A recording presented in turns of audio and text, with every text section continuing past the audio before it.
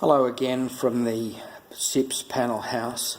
If any of you are interested in my politically correct swings both ways door, it's done with a hinge that is manufactured here in Australia, in the Canberra, in the Australian Capital Territory.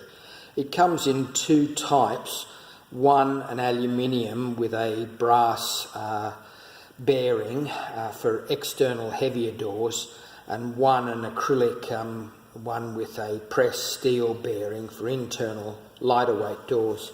And these are available through Angle Shoe Products in Canberra, in Australia. But yeah, I found them very, very easy to install, and makes for a nice door and a nice action, so that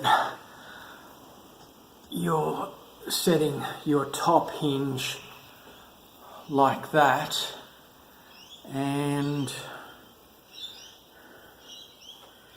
I've just done some shaving on the door to make it fit, and your bottom hinge, which is good because the hinge and gravity and everything runs all the way straight into the floor, so there's no hanging off the door frame.